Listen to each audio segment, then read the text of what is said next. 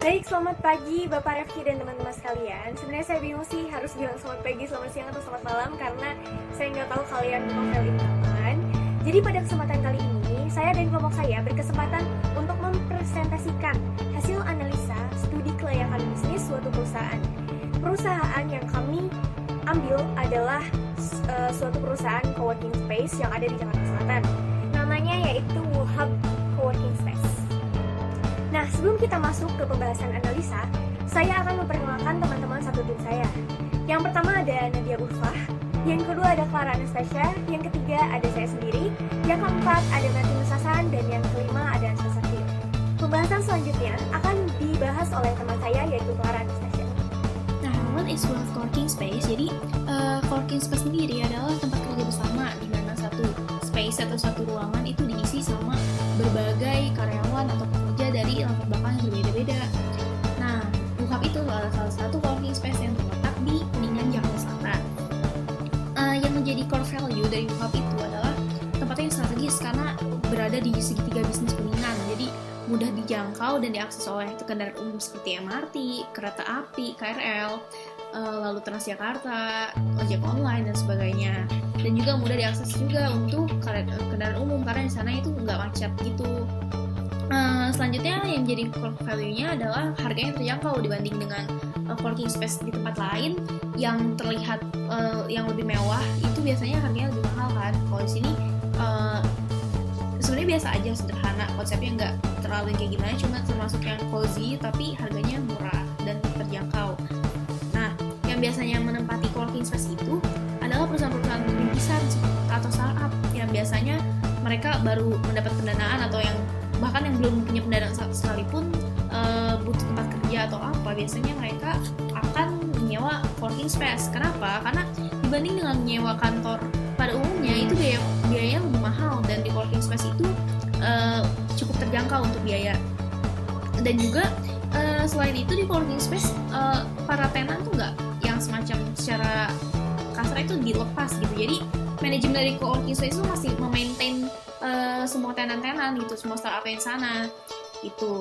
Dan juga kalau di WUHAP itu ada 3 visi. Yang pertama ada mentoring, funding, dan selanjutnya kita mau lihat nih latar belakang dari WUHAP. Di sini ada a man behind the gun, itu ada Pak Charles Lee selaku founder dari WUHAP Coworking Space. Jadi sebenarnya WUHAP Coworking Space ini tuh didiriin tahun 2017. Nah, pada awalnya WUHAP Coworking Space itu berada di lantai 6 di main building gedung wirausaha. Jadi kan sebenarnya kita tuh masih di satu kawasan gedung wirausaha kan.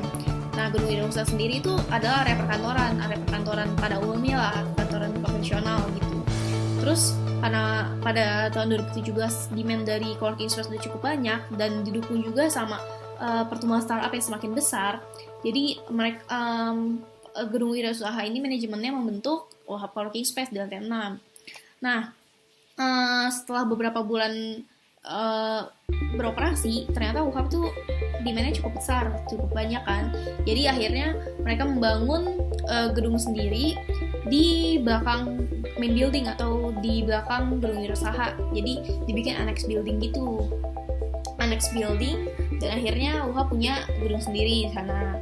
Nah, Pak Charles ini adalah penggagasnya gitu, pemilik dari gedung usaha sekaligus juga pemilik dari WUHAP.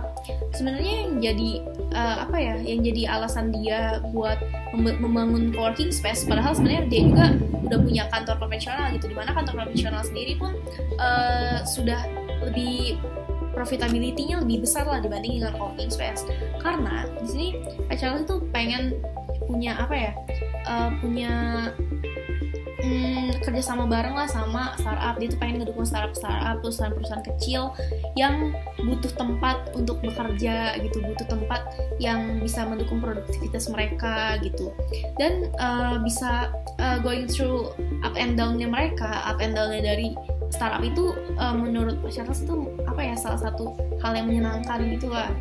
Nah, selain itu juga karena Pak Charles ini adalah angel investor itu di venture capitalis, jadi dia juga pengen buat mencari perusahaan mana sih yang kira-kira bisa dia invest dananya di sana gitu.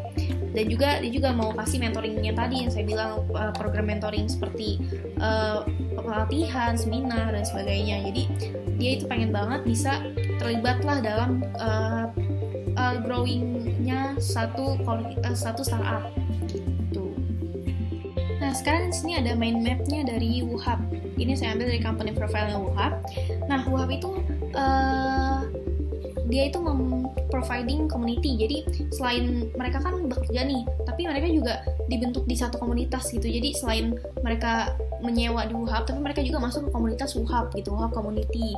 Nah di komunitas itu tuh yang isinya tenan-tenan WooHub bersama para manajer-manajer dan juga staff-staff di WooHub. Jadi mereka tuh bisa punya komunitas bareng lah yang bisa diajak growing together gitu, bisa berkembang bersama, bisa kerjasama bareng. Dan juga di sini ekosistemnya itu untuk yang mendukung lah untuk produktivitas gitu, sesuai sama tagline WooHub juga nih, ecosystem supporting for successful startup. Jadi di sana isinya karena udah komunitasnya startup semua nih, orang-orang yang bisa growing bareng, jadi ya lebih enak gitu karena di satu komunitas yang sama. Terus yang kedua itu ada mentor class. Nah mentor class itu seperti saya bilang di sini karena Pak Charles tadi itu udah berkecimpung di dunia bisnis juga, dia juga sering ngadain yang namanya mentoring gitu, kayak dari seminar, dari workshop yang khusus untuk para tenan internal WooHub aja gitu. Jadi lebih kayak intensif mentor class gitu, itu sering dalam satu bulan tuh pasti minimal 2-3 kali ada. Terus di sini ada collaboration itu yang tadi karena kita tuh banyak partnership ke perusahaan lain juga, terus juga karena mereka tergabung di satu community tadi, WooHub community, jadi untuk mengadakan collaboration atau kerjasama itu lebih mudah. Nah terus selanjutnya ada access to investor. Jadi karena tadi Pak Charles itu salah satu, selain sebagai ownernya WooHub, tapi juga salah satu investor di venture capitalist tadi. Jadi untuk akses ke investor lebih mudah karena ya dari foundernya dia WooHub sendiri pun investor gitu. Jadi buat ngasih akses itu lebih mudah lah gitu. Nah terus selanjutnya ada startup ya. Startup itu yang dimaksud tadi tenan-tenannya itu. Jadi tenannya kan kebanyakan dari startup kan, orang-orang yang kerja di bisnis rintisan. Nah banyaknya itu kalau di WooHub ada startup IT gitu yang bergerak di bidang teknologi sih kebanyakan. Tapi ada juga yang di bidang finance, di manajemen keuangan gitu. Nah, selanjutnya di sini ada social events. Tadi kalau social events sama mentor class, bedanya kalau social events itu terbuka untuk umum. Nah, event-event yang di WooHub itu ada yang terbuka untuk umum, ada juga yang khusus untuk internal. Tapi kalau untuk internal itu yang tadi lebih intensif, mentoringnya lebih intensif. Tapi kalau yang social event untuk umum ini lebih yang secara umum aja. Misalnya kayak introduction to UI UX designer, introduction to IT, introduction to kayak gitu. Jadi biasanya terbuka untuk umum, untuk mahasiswa atau untuk orang-orang yang bukan tenan WooHub juga boleh.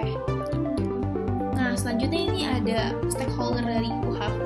Yang pertama itu ada member yang berasal dari perusahaan-perusahaan ini tuh ada 9 perusahaan yang menyewa di WooHub ya kan. Jadi tenan di WooHub itu ada Prospero, ini bergerak di bidang keuangan, ada Talenta itu di bidang SDM, ada Serena Indi Persada itu dari Kongguan, jadi manajemennya disebut Kongguan itu dari situ. Terus ada Menzel itu dari IT specialist dan sebagainya.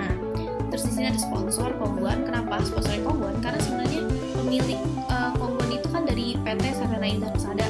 PT Serena Indi Persada itu adalah investor utama atau pemilik saham, keseluruhan kepemilikan sahamnya gedung-gedung usaha dan juga WooHub itu miliknya Serena Indi Persada. Jadi secara nggak langsung kita itu anak perusahaannya dari Serena Indi Persada. Makanya di sini jadi sponsornya itu Kongguan.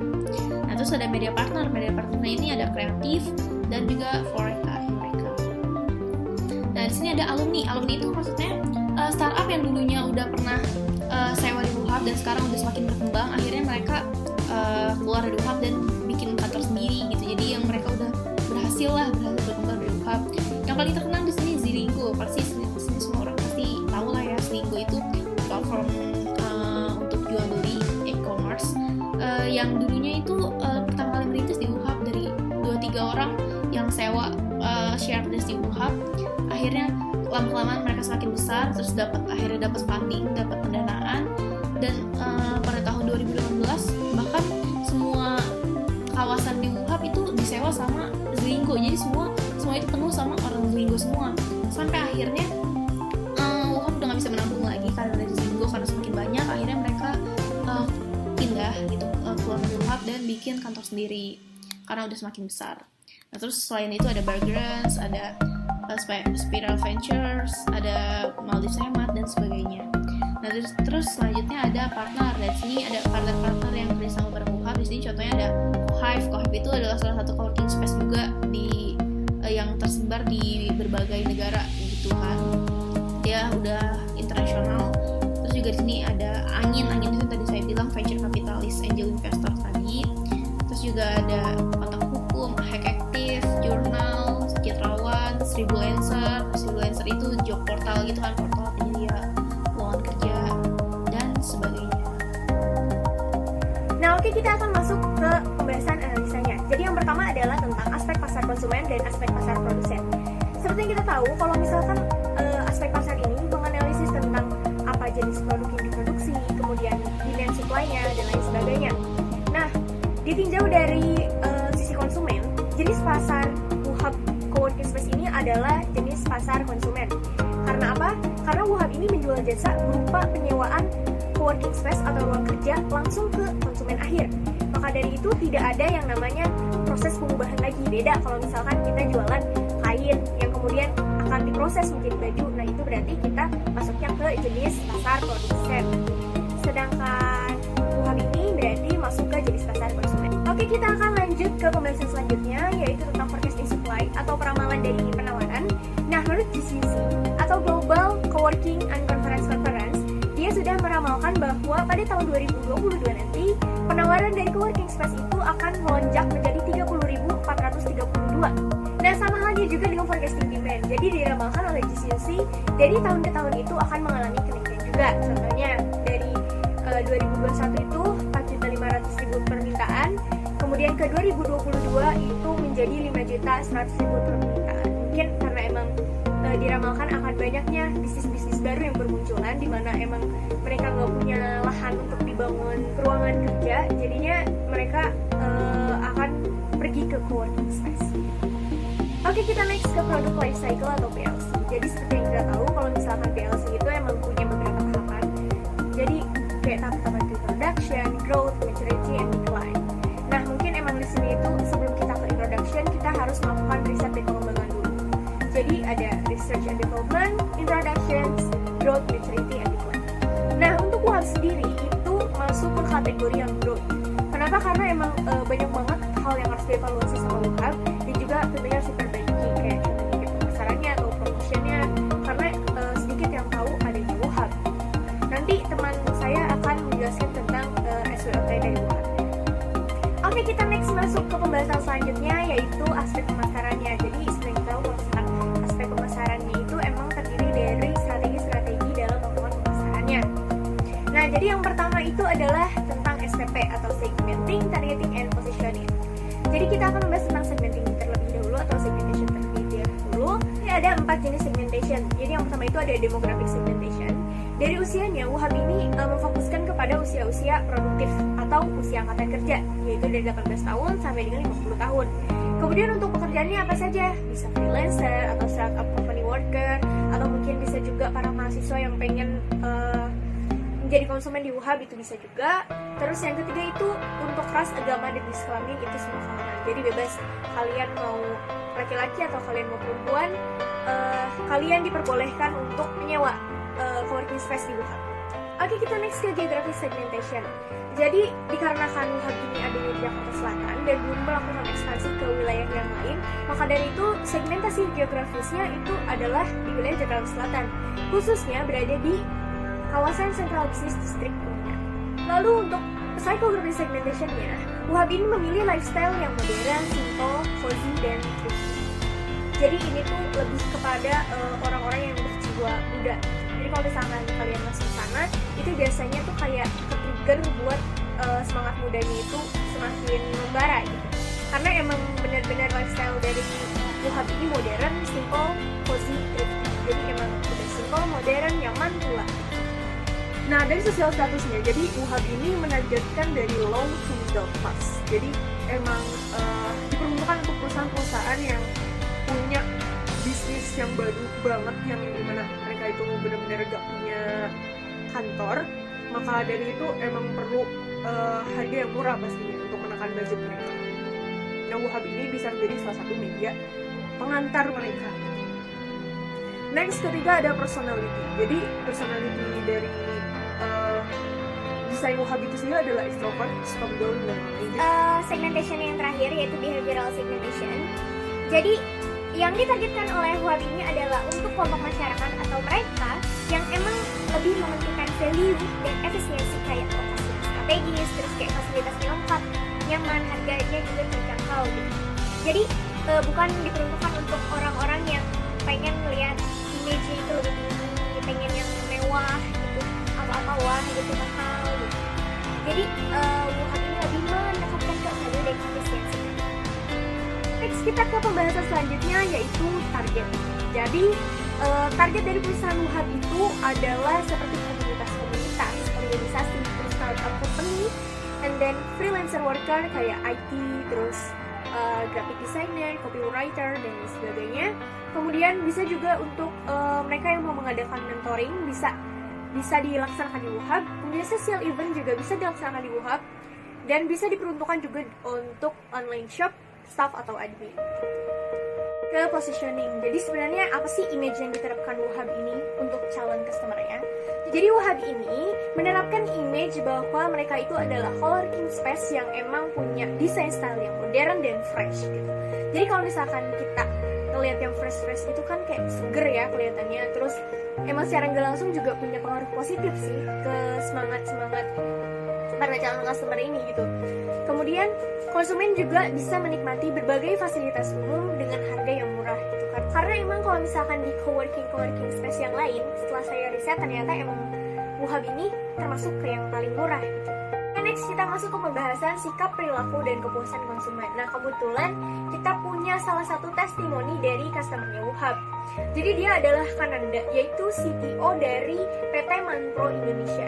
Jadi dia bilang kalau misalkan kelebihan WUHAB-nya itu pertama pasti di aksesnya. Dia kasih rate 10 dari 10 karena emang aksesnya itu strategis banget, halte busway, stasiun. Terus lokasinya itu pas banget di tengah segitiga bisnis Kuningan. Nah, selain itu atmosfernya juga cozy banget dan rooftopnya juga mantap banget, dia bilang kayak gitu. Oke, next kita masuk ke marketing mix-nya. Jadi kelompok kami ini mengambil 7P ya, sama seperti yang waktu itu pernah Bapak Refki arahkan. Jadi kita akan membahas tentang 2P pertama, yaitu product dan price. Jadi kalian bisa lihat di presentasinya ada 5 produk yang WUHAB ini tawarkan. Yang pertama itu ada Shared Desk. Jadi Shared Desk ini dibanderol dengan harga 55.000 per hari dengan 1.100.000 per bulan. Itu dalam rupiah ya. Jadi di Shared Desk ini fiturnya apa saja? Kalian bisa dapetin 36 seat bangku. Kemudian kalian juga bisa mengakses lokernya kalau misalkan masih ada. Terus kalian juga bisa menggunakannya itu dari jam 8 pagi sampai juga dari jam 10 malam gitu. Nah, kalau misalkan kalian cari-cari coworking space yang ada di Jakarta, itu kebanyakan yang aku riset itu ada harganya itu 50.000 untuk 2 jam. Kebanyakan kayak gitu. Kalau enggak 25.000 untuk 1 jam gitu. Jadi ini tuh termasuk ke murah sih karena dia itu 55.000-nya per hari, bukan per jam gitu kan. Terus next yang kedua yaitu ada rooftop. Jadi di rooftopnya ini dibanderol dengan harga 220.000 per jam. Nah, maksimal kapasitas orangnya itu adalah 30 orang dan juga kalian udah bisa dapetin mineral water dan itu dikasih free. Terus yang ketiga yaitu meeting room. Jadi meeting room ini awali dengan harga 165.000 per jam gitu. Kenapa kayak gitu? Karena emang ada 2 macam meeting room. Ada small dan big.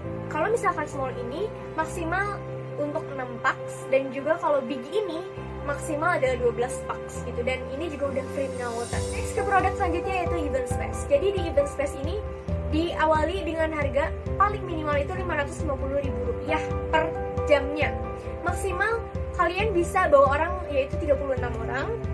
Kemudian WUHAB ini udah ngasih screen sama projector, kemudian free mineral water juga sama sound systemnya. Jadi kalau misalkan kalian punya event-event tapi kalian nggak tahu mau diselenggarain di mana karena nggak ada lokasi, nah kalian bisa di WUHAB. Kita ke produk terakhir yaitu private office. Jadi private office ini dibanderol dengan minimal harga paling rendah itu 3.500.000 per bulan. Nah sebenarnya ukurannya itu bervariasi dari 3 sampai 12 pax gitu. Dan ini tuh bisa diakses 24 jam juga. Oke, jadi kita next ke marketing mix 2P selanjutnya yaitu place dan promotion. Nah untuk alamatnya sendiri kalian bisa cek di presentasi kita untuk secara lengkapnya. Kemudian kelebihan dari tempatnya si WUHAB ini karena tempatnya itu strategis, jadi mudah diakses entah itu dengan busway atau stasiun kereta api atau ojek online atau mungkin angkutan umum yang lainnya. Kemudian untuk promotionnya, WUHAB ini mempromosikan perusahaannya atau produknya itu lewat Instagram. Kemudian event yang mereka selenggarakan sendiri seperti event beauty class dan lain sebagainya. Kemudian direct mailing dan special offers. Atau kalau misalkan kalian mau cek lebih lengkap lagi profilnya WUHAB, kalian bisa cek sendiri di websitenya WUHAB. Oke, kita next ke 3P terakhir yaitu process, people, and cycle evidence. Jadi untuk prosesnya, para tenant atau para calon konsumen ini bisa memesan atau bisa membooking venue WUHAB itu lewat websitenya WUHAB.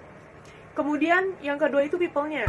Nah, kelebihan dari WUHAB ini people-nya, dia memiliki staff yang ramah-ramah, jadi itu yang memiliki kesan yang baik di customer. Kemudian yang ketiga itu ada cycle of guidance. Jadi cycle of guidance yang WUHAB ini memiliki fasilitas lengkap seperti wifi, kemudian seperti mineral water dan lain sebagainya. Nanti yang lebih lengkapnya akan dijelaskan oleh teman saya. Materi akan dilanjutkan oleh teman saya yaitu Resa Satrio.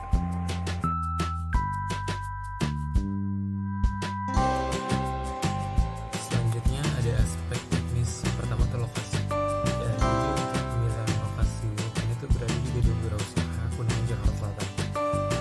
Lokasi di gedung ini tuh terbilang strategis. Kenapa? Karena berada di segitiga bisnis Kuningan. Nah, jadi gedung wirausaha ini tuh dekat dengan mall, rumah sakit, goa, sama kantor pelayan publik. Nah, terus untuk mengakses gedung wirausaha ini tuh sangat mudah. Jadi dengan angkutan umum tuh bisa seperti kayak Transjakarta, MRT, terus juga KRL. Selanjutnya ada layout atau tata letak. Jadi tuh di WUHAB ini tuh ada dua bentuk ruangan. Yang pertama ada indoor, yaitu kayak share desk, terus meeting room, private office, sama event space. Terus yang kedua tuh ada outdoor, yaitu rooftop. Nah, untuk interior indoor ini tuh interiornya tuh ruangan kerja yang modern gitu. Terus juga penerangannya baik, terus juga sirkulasi udaranya yang bagus. Jadi tuh nyewanya tuh pasti akan nyaman di sana. Terus untuk rooftopnya ini itu tuh lantainya warna-warni, terus juga ada tanaman-tanaman, terus lampu-lampunya indah, jadi kesannya tuh di sana lebih ceria gitu. Terus selanjutnya tuh ada sarana dan prasarana. Jadi sarana yang digunakan untuk menunjang kegiatan operasi WUHAB ini tuh ada ruangan, meja, terus bangku, printer, proyektor, screen, sound system, sama locker. Nah, untuk prasarananya ini itu ada wifi, terus ada free flow drink yang terdiri dari mineral water, teh, sama kopi. Terus selanjutnya ada tenaga kebersihan juga dan community event pass. Terus yang keempat ini ada rencana operasi. Jadi tenan yang mau menyewa di WUHAB ini tuh bisa melakukan secara online ya lewat websitenya, terus sesuai dengan keperluannya. Terus tenan yang udah melakukan pembayaran bisa langsung menuju ke WUHAB, ke meja resepsionisnya untuk diberikan akses card. Nah, akses card ini apa? Akses card ini untuk gunanya tiket keluar masuk ruangan. Jadi nggak perlu ngecek lagi. Jadi dengan akses card ini lebih mudah. Terus juga tenan di WUHAB ini memiliki akses ke ruangan 24 jam. Selanjutnya ada pengawasan kualitas jasa. Nah, di sini tuh ya, untuk pengawasan kualitas jasa ini tuh WUHAB itu menyediakan layanan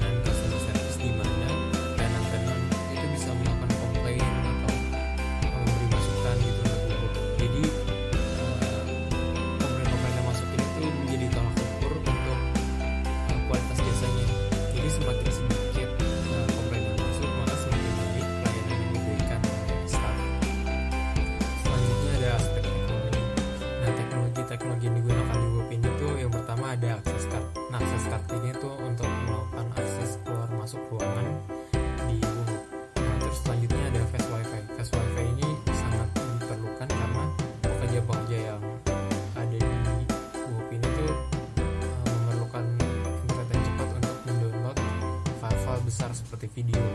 Terus yang ketiga tuh online melalui WUHUP Sekda. Nah, jadi untuk penyewa bisa melakukan booking melalui online. Terus keempat ada layar TV serta proyektor di meeting room. Nah, layar TV ini sangat berguna untuk penyewa untuk mempresentasikan konten.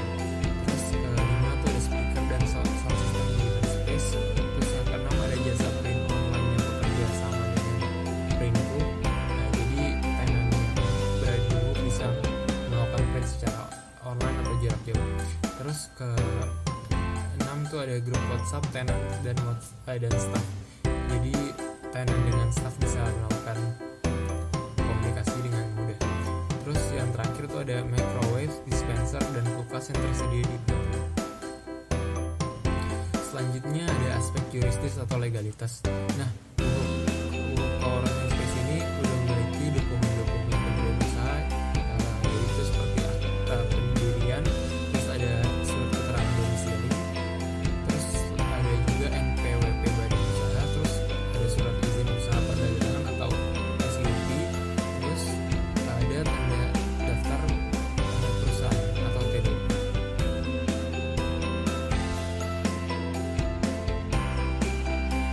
Selanjutnya ada aspek politik, ekonomi, sosial. Nah, kita bakal bahas aspek ekonominya. Nah, dengan ada WUHUP sebagai fasilitator startup company untuk tumbuh, ini bakal membuat gross domestic product Indonesia itu bakal meningkat. Nah, Indonesia kan juga masuk dalam 5 negara pencetak startup terbanyak di dunia. Nah, dengan adanya WUHUP ini bakal menjadi penggerak ekonomi Indonesia. Sekarang saya akan menjelaskan dari sisi aspek sosial. Jadi WUHUP ini tuh memiliki manfaat sosial, yaitu dengan melaksanakan alih teknologi. Jadi alih teknologi itu apa sih? Alih teknologi menurut PP nomor 20 tahun 2005 yaitu pengalihan kemampuan yang memanfaatkan dan menguasai ilmu pengetahuan dan teknologi antara lembaga, terus antara badan atau orang, baik yang berada di dalam lingkungan tersebut maupun yang ada di luar lingkungan tersebut. Nah, WUHUP ini melaksanakan alih teknologi ini kepada tenan, terus kepada masyarakat umum dengan melaksanakan acara-acara event WUHUP setiap tahunnya, yaitu seperti seminar, terus ada training juga, ada workshop juga. Jadi dari event-event itu tuh bukan hanya meningkatkan hard skill yang ada pada peserta, namun bisa juga untuk meningkatkan mental supaya lebih handal, terus juga menambah pengalaman juga antara peserta, terus juga kayak melatih komunikasi juga terhadap peserta-peserta yang ada di dalamnya gitu. Saya akan menjelaskan dari sisi aspek politik. Nah, dari aspek politik ini kita dapat lihat kalau kita sekarang lagi menghadapi pandemi COVID-19 yang dimana pemerintah tuh sudah meluncurkan peraturan yang menyatakan bahwa kita harus bekerja dari rumah saja atau work from home, dan juga bagi orang-orang yang tidak terlalu berkepentingan untuk keluar rumah harus tetap di rumah atau stay at home. Nah, dari situ kan sudah memberikan pengaruh negatif terhadap semua pihak kan. Nah, memberikan negatif terhadap semua pihak ini udah pasti termasuk ke WUHUP ini. Nah, WUHUP ini tuh tenan-tenan yang sudah menyewa space yang di WUHUP ini sudah tidak lagi berdatangan ke kantor WUHUP semenjak 3 minggu belakangan ini karena peraturan pemerintah yang sudah dikeluarkan tadi. Sekarang saya akan menjelaskan dari sisi aspek AMDAL. Nah, pertama-tama AMDAL itu kan memiliki dasar hukum. Dasar hukum AMDAL itu yaitu PP nomor 27 tahun 2012 tentang surat izin lingkungan hidup yang menggantikan PP sebelumnya yaitu nomor 27 tahun 1999 tentang AMDAL. Nah, di PP yang baru ini itu menyatakan bahwa bila lahan yang memiliki luas minimal 5 hektar dan mempunyai luas bangunan minimal 10.000 meter persegi itu harus atau wajib memiliki surat izin AMDAL. Sedangkan yang memiliki luas bangunan 2.000 sampai 9.999 meter persegi itu harus memiliki surat izin UPL dan UKL. Nah, yang ketiga atau yang terakhir ini yaitu di mana apabila bangunan yang memiliki luas 1 sampai 1999 meter persegi ini hanya harus memiliki surat pernyataan pengelolaan lingkungan atau SPPL. Berhubung UHAP ini tuh hanya memiliki 160 meter persegi, jadi UHAP ini hanya perlu mengantongi SPPL. Nah, UHAP ini sudah memiliki surat pernyataan tadi, yaitu surat SPPL, yang dimana surat yang menyatakan kesanggupan agar tidak membuang sampah sembarang.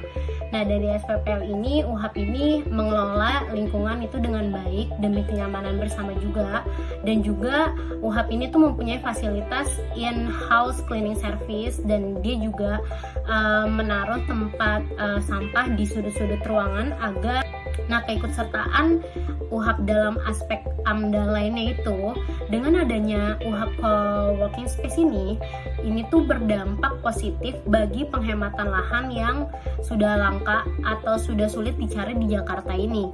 UHAP juga memanfaatkan lahan-lahan sebaik mungkin, yaitu dengan memanfaatkan space yang ada di belakang gedung wirausaha yang dijadikan annex building atau building tambahan. Dan nantinya juga UHAP memanfaatkan space untuk rooftop yang nanti saya akan jelaskan selanjutnya. Seperti yang tadi saya sudah bilang, UHAP itu sangat memperhatikan pengelolaan lahan atau space kosong untuk dimanfaatkan dengan baik gitu ya. Nah, ini tuh lahan kosong itu dimanfaatkan oleh UHAP untuk dijadikan rooftop. Nah, rooftop ini tuh seperti yang bisa kita lihat gambar yang di samping ini. Nah, gambar yang di samping ini tuh bisa kita lihat tanaman yang disusunnya tuh dengan baik, terus bagus, terus juga didesain dengan senyaman mungkin, dan juga diberi tempat duduk yang lumayan banyak agar bisa berdiskusi satu sama lain dengan asik gitu ya. Dan ini menurut saya pengelolaan rooftop yang dilakukan oleh UHAP ini sudah sangat baik.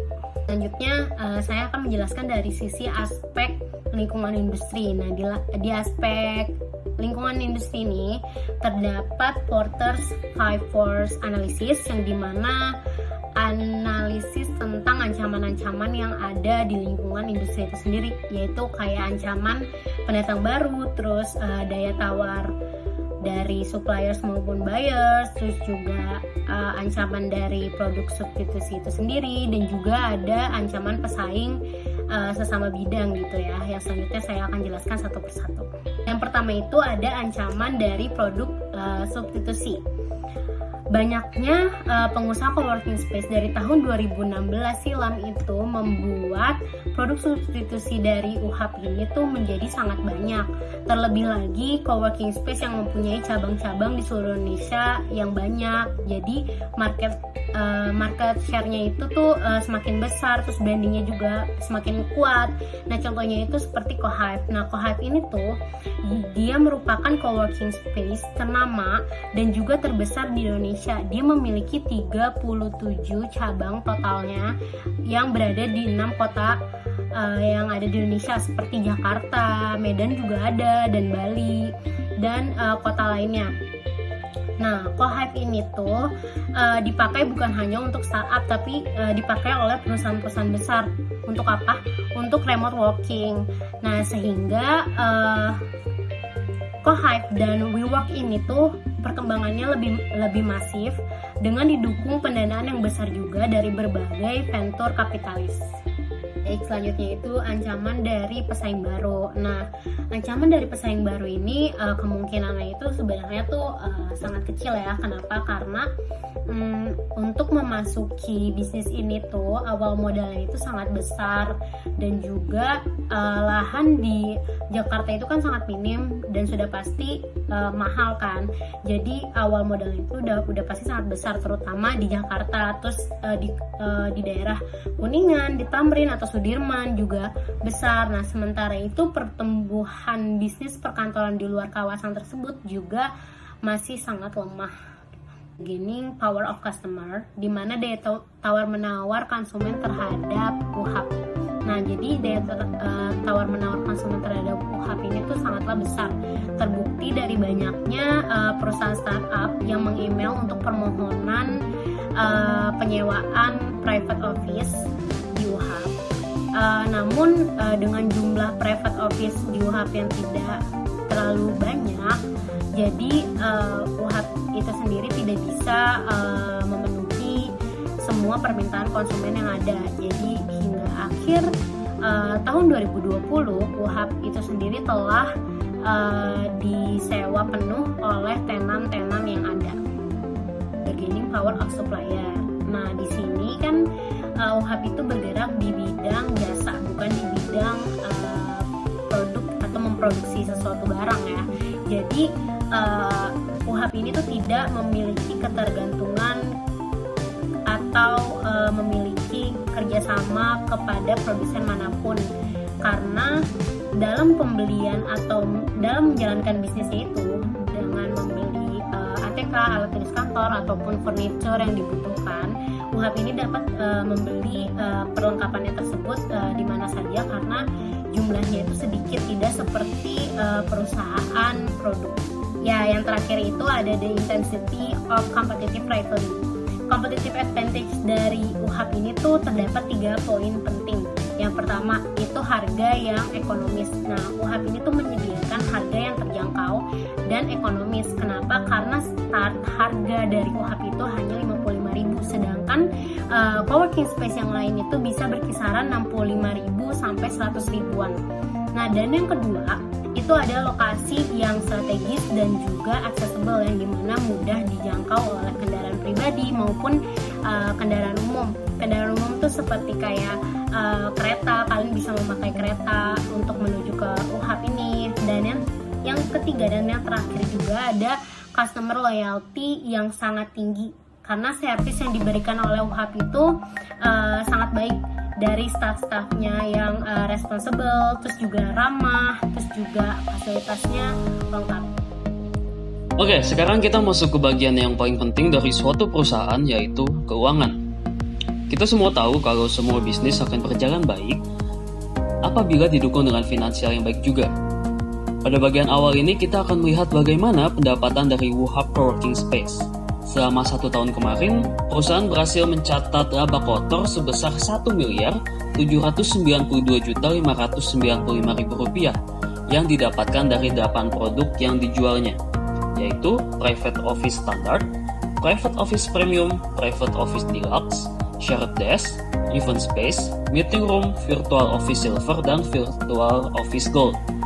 Pendapatan terbesar perusahaan dihasilkan dari Private Office Standard dikarenakan harganya yang lebih bersahabat dan kapasitasnya yang lebih banyak dibandingkan tipe lainnya.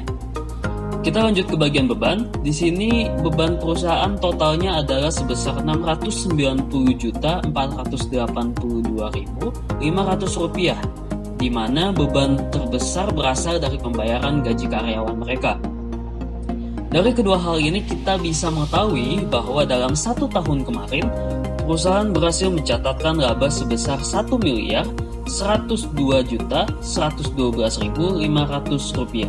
Sekarang kita masuk ke aspek investasi perusahaan. WUHAP Coworking Space mendapatkan investor dari Angel Investor Network Indonesia atau biasa disebut dengan ANGIN, sebesar Rp3.950.000.000 untuk masa investasi 5 tahun.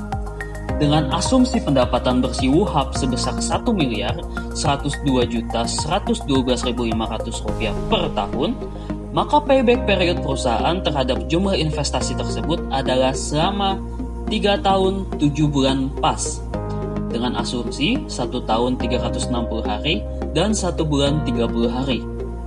Untuk perhitungan mendetailnya, teman-teman bisa melihat di tabel berikut. Dengan asumsi seperti yang sudah saya jelaskan sebelumnya, net present value perusahaan akan bernilai positif sebesar Rp227.484.484 dengan tingkat pengembalian yang diharapkan atau required return sebesar 10%. Hal ini akan menghasilkan profitability index sebesar 1.06 bagi perusahaan. Setelah kita melihat perhitungan beberapa aspek di atas, kita dapat mengetahui apakah proyek ini bisa dijalankan atau tidak. Ada 3 aspek yang harus diperhatikan dalam menilai kelayakan suatu bisnis. Yang pertama, durasi payback period. Yang kedua, net present value. Dan yang terakhir adalah profitability index. Durasi payback period WUHAP lebih kecil dibandingkan umur investasinya. Net present value perusahaan bernilai positif sesuai dengan syarat kelayakan suatu bisnis. Serta profitability index perusahaan adalah sebesar 1.06, di mana minimum profitability index agar suatu proyek diterima adalah 1. Sehingga secara keseluruhan berdasarkan ketiga aspek di atas, proyek ini dapat diterima dan dijalankan. Oke teman-teman, kita lanjut ke bagian selanjutnya yaitu resiko bisnis. Kita tahu bahwa setiap hal pasti memiliki resikonya masing-masing, begitupun dengan bisnis ini. Di sini kami menganalisa 5 faktor yang sekiranya dapat menjadi ancaman bagi perusahaan pada saat ini. Teman-teman bisa perhatikan di layar, ini merupakan matriks dari resiko bisnis mengenai seberapa mungkin resiko ini terjadi dan seberapa besar dampak yang diberikan kepada perusahaan apabila hal ini terjadi. Yang pertama adalah financial risk atau resiko finansial dengan kode FR di matriks. Kondisi pandemi saat ini membuat keuangan beberapa perusahaan mengalami gangguan.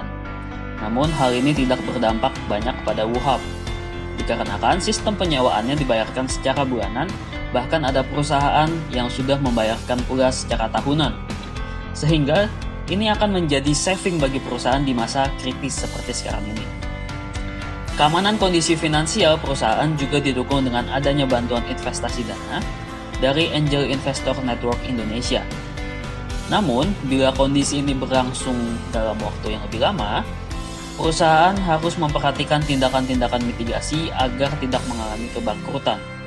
Berdasarkan kondisi ini, kami mengkategorikan risiko finansial sebagai low likelihood dan very high impact. Yang kedua adalah team risk dengan kode TR di matriks. WUHAP saat ini sebagian besar karyawannya adalah pekerja internship atau pekerja magang gitu ya. Sehingga perusahaan mengalami keterbatasan tenaga kerja. Hal ini akhirnya berdampak pada sistem pemberian tugas yang diberikan kepada mereka yang sedang memiliki waktu luang saja. Jadi pemberian tugasnya itu bukan didasarkan pada kapabilitas mereka. Dampak yang dapat ditimbulkan tentunya akan terjadi kesalahan-kesalahan teknis yang mungkin akan mengganggu produktivitas perusahaan dalam skala kecil. Kami mengkategorikan risiko ini sebagai moderate likelihood dan moderate impact. Yang ketiga adalah market risk dengan kode MR di matriks. Kembali lagi ke kondisi pandemi yang terjadi saat ini, banyak perusahaan yang melakukan sistem work from home atau WFH, sehingga tempat penyewaan ruang kerja atau co-working space seperti WUHAP mengalami penurunan minat. Hal ini dikarenakan banyak perusahaan yang tidak ingin mengambil resiko dalam melakukan mobilisasi ke tempat kerja. Dampak terbesar bagi perusahaan adalah perusahaan bisa mengalami kebangkrutan apabila kondisi ini terjadi dalam waktu yang lama. Yang keempat adalah risk management control dengan kode RMC di matriks. Sebagai perusahaan startup yang masih dalam usia muda, masih banyak risiko yang tidak teridentifikasi, sehingga akan berpengaruh kepada kinerja perusahaan di masa yang akan datang. Perusahaan harus melakukan 6 tahapan agar hal ini tidak terjadi. Tahapan-tahapan tersebut adalah, yang pertama, mengidentifikasi risiko, yang kedua, pemahaman akan risiko, yang ketiga, evaluasi terhadap risiko, yang keempat adalah prioritasi terhadap risiko, yang kelima pengelolaan risiko, dan yang terakhir adalah revisit. Dikarenakan hal ini mempunyai potensi yang cukup tinggi untuk terjadi, maka kami mengkategorikan sebagai high likelihood dan very high impact. Yang terakhir pada bagian risiko bisnis adalah mengenai regulasi atau political risk dengan kode RR di matriks. Kami mengkategorikannya sebagai high likelihood dan moderate impact. Pemerintah melalui Direktorat Jenderal Pajak memberlakukan PPh final pasal 4 ayat 2 dengan tarif 10% dari jumlah bruto nilai sewa untuk perusahaan coworking space seperti WUHAP ini. Kondisi perusahaan saat ini sedang dalam tahap perkembangan dan sedang mengalami penurunan akibat pandemi yang melanda. Pemberlakuan peraturan pajak ini tentunya akan sangat berpengaruh pada jumlah pendapatan akhir perusahaan. Oke, selanjutnya saya akan menjelaskan mengenai aspek manajemen. WuHub Coworking Space sendiri sebenarnya merupakan bagian dari gedung wirausaha yang dimiliki oleh PT Tripura Indah Persada. Berdasarkan hal tersebut, bentuk badan usaha dari WuHub Coworking Space adalah PT atau Perseroan Terbatas. Untuk informasi saja, PT Tripura Indah Persada merupakan perusahaan yang bergerak di bidang properti dan jasa, serta merupakan badan usaha milik swasta dengan tujuan utama mencari profit atau laba. Oke, selanjutnya untuk struktur organisasinya ini bisa kita lihat di bagian paling atas itu ada Pak Charles Lee selaku founder dan owner dari WuHub Coworking Space. Nah, semua manajer, semua karyawan itu bertanggung jawab langsung ke Pak Charles karena dia yang menduduki jabatan tertinggi di WuHub. Nah, di bawahnya itu ada manajer. Dibagi jadi dua, itu ada community manager dan facility manager yang punya tugas yang berbeda-beda. Kalau community manager itu biasanya lebih ke ngurusin tenan, hubungan sama stakeholder dan sebagainya. Dan kalau facility manager itu lebih bertanggung jawab atas fasilitas yang ada di WuHub. Nah, selanjutnya ada Bu Siti selaku admin dan resepsionis. Jadi kalau misalnya kita baru masuk ke WuHub itu biasanya ketemu sama Bu Siti, dia yang nanyain kita mau ketemu sama siapa, mau ngapain, keperluannya apa, dan sebagainya. Nah, di bawahnya itu semua adalah karyawan yang magang atau karyawan intern.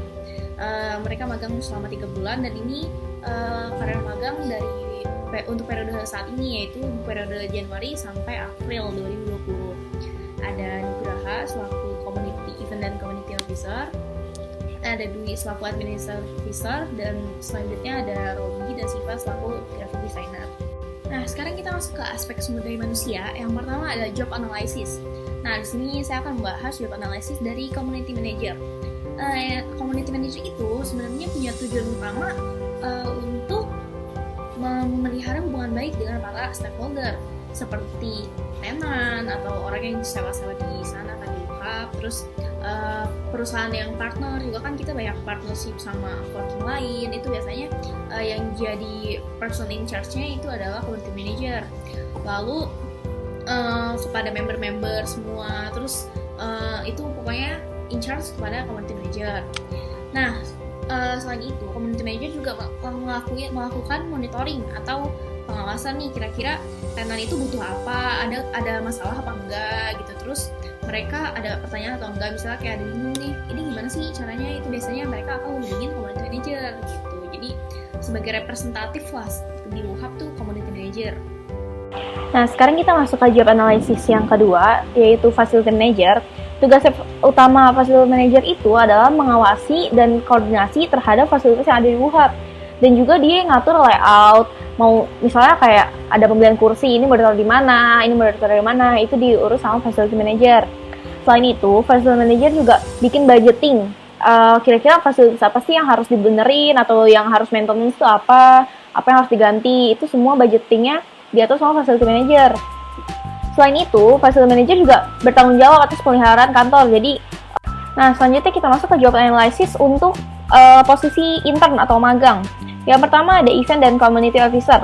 Nah, intinya itu tugas dari event dan community officer adalah membantu community manager sebagai person in charge dalam membuat satu event rutin yang tadi saya bilang, seperti workshop, seminar, training, dan sebagainya. Nah, yang kedua itu menyumbangkan ide kreatif dan rencana kerja untuk meningkatkan jumlah tenan di WuHub. Misalnya nih, kita harus kerjasama nih sama media partner ini, misalnya majalah apa, Forbes kah, atau apa yang berkaitan dengan orang-orang yang biasanya kerja dan suka baca apa gitu misalnya. Terus juga yang terakhir sebagai representatif juga bersama dengan community manager untuk melakukan meeting bersama pihak eksternal atau stakeholder dari WuHub. Misalnya ada perusahaan yang pengen ngajain kerjasama, terus misalnya ada juga calon-calon tenan yang tertarik mau sewa di WuHub, itu biasanya ketemu sama event dan community officer gitu. Selain intinya sih petugas dari event dan community officer itu membantu tugasnya community manager gitu. Jadi tugasnya emang hampir sama gitu, job analisisnya hampir sama dengan community manager. Nah, yang kedua ada graphic designer. Intinya tugas graphic designer ya ngedesain gitu, apa aja sih yang dibutuhin. Misalnya konten IG kah, atau poster, atau apa aja sih. Pokoknya semua yang dibutuh di desain ya graphic designer yang bikin gitu. Dan terakhir ada administrative officer. Administratif itu jadi admin gitu, jadi admin dan kontak person di sosial media. Di WUHAP itu kan ada email, ada Instagram, dan juga ada website. Nah, jadi kalau ada pesan-pesan yang masuk ke sana itu dibalasin sama administrative officer. Nah, selain itu dia juga yang mengelola semua surat menyurat, keluar masuk surat itu bareng sama admin yang tadi, Bu Siti, yang admin dan resepsionis, itu dia kerjasama bareng buat surat menyurat gitu. Jadi yang mengelola itu administrative officer. Oke, selanjutnya proses rekrutmen dari tenaga kerja di WUHAP. Secara rutin, WUHAP itu selalu mengadakan rekrutmen bagi tenaga magang selama 3 bulan sekali. Jadi setiap 3 bulan sekali selalu ada karyawan magang lagi untuk mengisi 3 posisi yang tadi saya sebutkan, yaitu event dan community officer, administrative officer, dan juga ada graphic designer. Tujuannya apa? Karena karyawan magang itu biasanya punya ide fresh yang baru gitu kan, yang apa ya, idenya anak muda tuh biasanya lebih bagus gitu kan. Jadi mereka selalu mengandalkan karyawan magang untuk 3 bulan sekali itu selalu pergantian karyawan magang lagi gitu. Selain itu juga karyawan magang itu kan untuk mengurangi cost juga kan, untuk reduce cost, karena gaji dari karyawan magang tidak sebesar dengan gaji karyawan tetap. Jadi dibandingkan harus merekrut karyawan tetap yang banyak, dia lebih memilih untuk karyawan magang. Dan juga kualitas dari karyawan magang nggak jauh lebih baik juga dari karyawan tetap yang biasanya yang udah fresh graduate, maksud saya itu, karena anak-anak kuliahan sekarang juga kan banyak yang udah berpengalaman juga kan. Nah, di sini proses rekrutmennya itu selalu dilakukan secara online. Online-nya itu melalui media sosial Instagram, karena zaman sekarang nggak mungkin kan nggak ada orang yang nggak pakai Instagram gitu, pasti semuanya pakai Instagram kan. Nah, jadi biasanya mereka menyebar poster nih. Contoh posternya ada 2 nih. Yang pertama ada poster yang tadi, poster magang, ini untuk intern academy batch 2 atau magang yang kedua. Dan ada poster untuk community associate, untuk ini karyawan tetap ya, kalau community associate itu. Nah, jadi biasanya di-share di Instagram, terus nanti bisa butuh paid promo atau apa, biasanya mereka bakal kerjasama sama akun Instagram penyedia lowongan kerja seperti magang_id, magang Jabodetabek, lokerja.id, loker kerja, part time Indonesia, dan sebagainya. Nah, setelah melakukan proses rekrutmen, biasanya lamaran itu akan masuk ke dalam email gitu. Semua CV, lamaran, portfolio semua dikirim ke emailnya official WUHAP. Nah, nanti seleksi yang pertama itu adalah seleksi berkas. Jadi dari semua email yang masuk akan disortir mana dengan berbagai kriteria penilaian.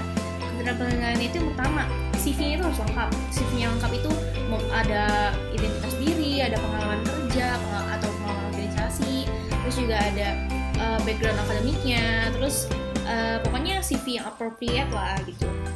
Nah, terus yang kedua, dilihat juga dari pengalaman yang dia udah pernah jalani, yang tadi saya bilang, organisasi atau pengalaman kerja yang sesuai dengan posisi yang dia lamar di WUHAP. Contohnya untuk graphic designer, minimal mereka udah pernah mengelola satu event atau kegiatan sebagai graphic designer di sana. Jadi nggak benar-benar nanti graphic designer itu belum pernah kerja sama sekali gitu kan. Nah, terus yang kedua yang dilihat juga itu dari etika dalam pengiriman lamaran. Misalnya body email dan juga subjek itu harus sesuai sama yang ditentukan di Instagram tadi, di proses recruitment.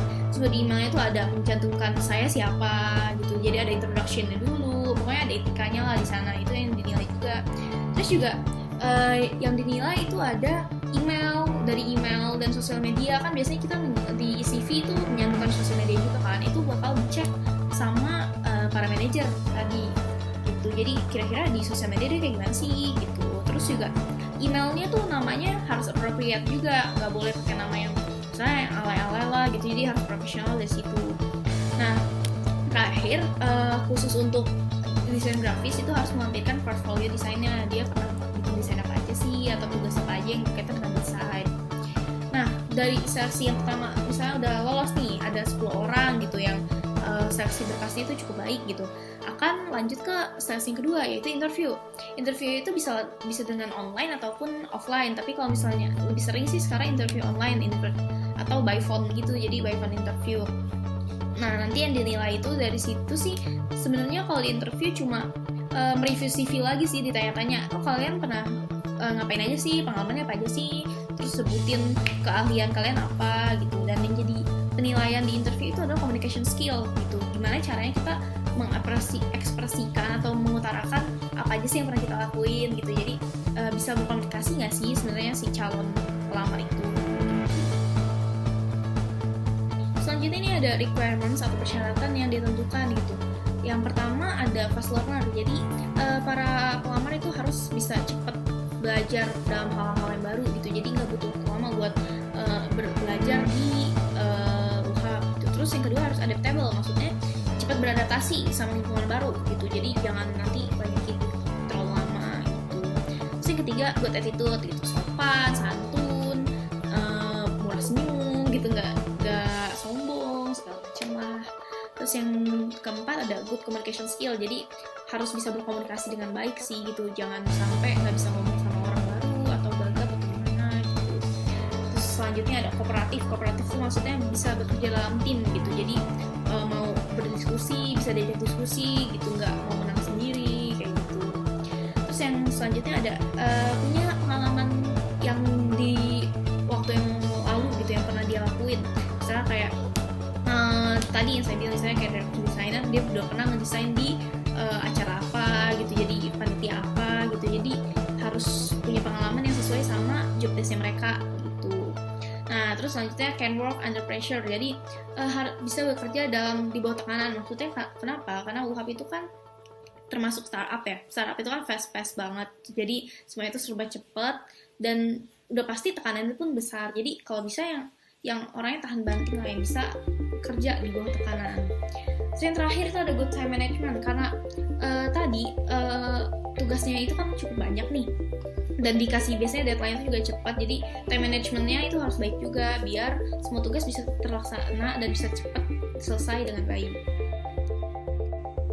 Nah, untuk proses orientasi bagi karyawan baru juga nggak ada sih program khusus yang dicanangkan untuk mengorientasi mereka, tapi orientasi itu lebih ke on job training gitu, lebih kayak training langsung terjun di dunia kerjanya gitu. Jadi menurut pengalaman pribadi saya waktu saya magang di sana, hari pertama masuk itu biasanya kita diajak buat office tour dulu, jadi kenalan sama tenan-tenan yang ada di UHAB, terus juga lihat-lihat di sini ruangan ini, di sini ada rooftop, di sini ada tempat main, di sini ada private office, di sini share desk dan sebagainya. Jadi lebih kayak dijelasin sama manajer di sana, di sini tuh ada apa aja sih gitu, terus tenan-tenan tuh siapa aja, perusahaan dari apa aja, terus kenalan juga, karena kan day to day-nya nanti semua staff-staff itu bakal komunikasi langsung lah sama tenannya kan kita yang menghandle semua tenan-tenan itu gitu. Jadi di sana nanti ada kenalan dulu sama tenan-tenannya, terus juga dikasih tahu juga job desk-nya itu sebenarnya kalian ngapain, terus yang harus dikerjain hari ini apa. Waktu itu di hari pertama udah langsung dikasih kerja gitu, dikasih kerjaan, terus dikasih tahu juga strategic planningnya dari UHAB secara garis besar aja, secara umum gitu, dalam waktu seminggu ini mau ngapain, terus dalam waktu mungkin bulan depan kita mau ngadain ini loh kayak gitu. Jadi dikasih tahu waktu hari pertama orientasi itu. Oke, untuk proses training and development sebenarnya di UHAB itu nggak ada program khususnya sendiri sih untuk membuat pelatihan bagi karyawan mereka, tapi karena sebenarnya setiap bulan mereka tuh wajib menyelenggarakan event yang berkaitan dengan self development atau juga dengan buat skill development dan sebagainya, seperti workshop, seminar, training, dan secara nggak langsung mereka juga ikut serta dalam kegiatan training dan development itu. Karena kan dari awal dibentuknya training and development itu, yang merencanakan ide, membuat proposal, mencari pembicara, mencari tema, itu semua kan membutuhkan kerjasama dari para karyawannya, para staffnya gitu. Jadi secara langsung mereka berkecimpung dari awal hingga akhir acara training dan development yang dilaksanakan oleh mereka sendiri. Jadi ya mereka juga secara langsung terlatih juga dari situ.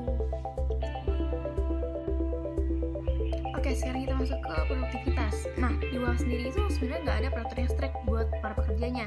Tapi untuk mendukung produktivitas mereka, setiap pagi itu para manajer udah kasih job desk nih. Kalian tuh harus, yang si A harus ngapain, si B harus ngapain, si C harus ngapain, dan harus diselesaikan hari itu. Nah, misalnya tugasnya itu udah selesai dan mereka mau pulang duluan atau mau main atau mau ngobrol sama teman-temannya, itu nggak masalah gitu. Jadi nggak harus kerja dengan apa ya, pokoknya dari pagi sampai sore harus kerja full gitu, nggak harus kayak gitu. Nah, selain itu disediain juga di lantai 2 ada tempat buat main PS. Nah, tempat buat main PS tuh boleh dipakai buat tenan, terus juga buat staff-staff juga boleh gitu. Jadi misalnya mau refreshing, bosen mau main, ya nggak masalah gitu, ada beanbag juga di sana, jadi nggak kaku gitu loh kerja terus dari pagi sampai sore.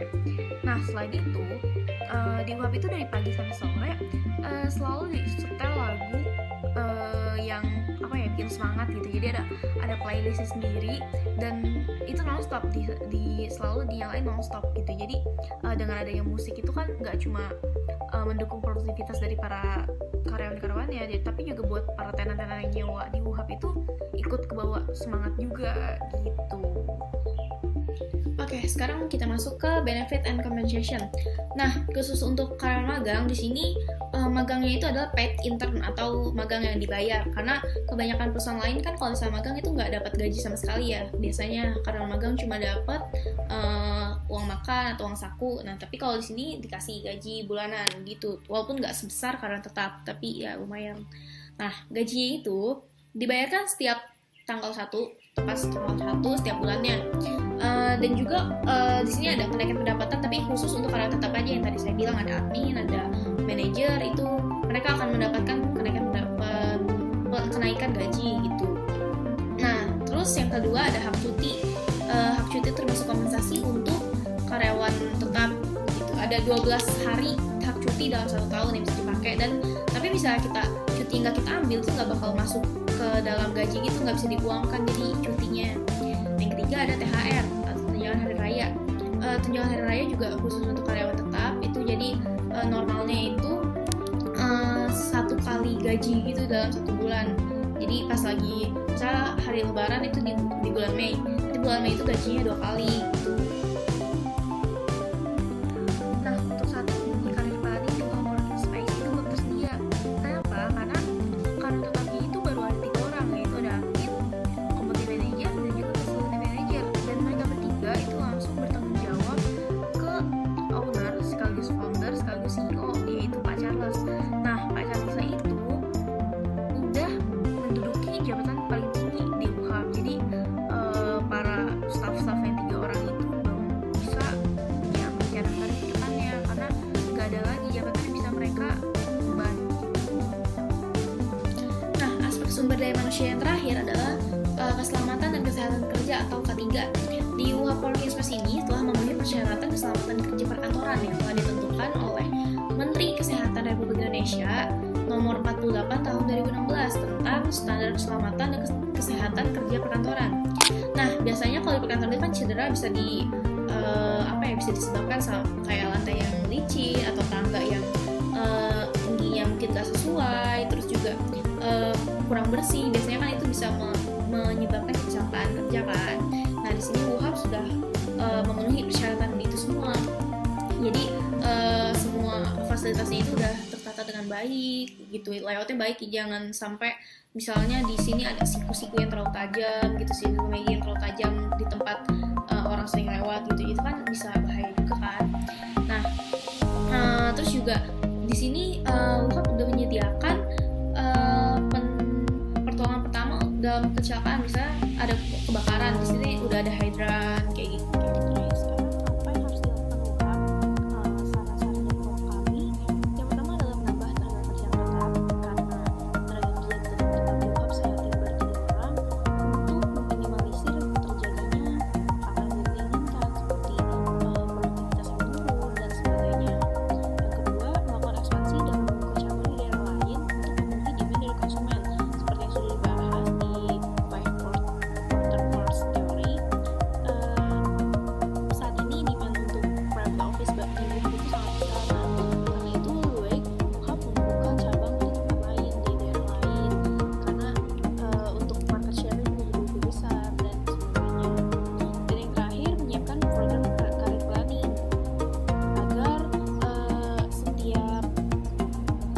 jabatan dari staff-staffnya itu lebih jelas gitu.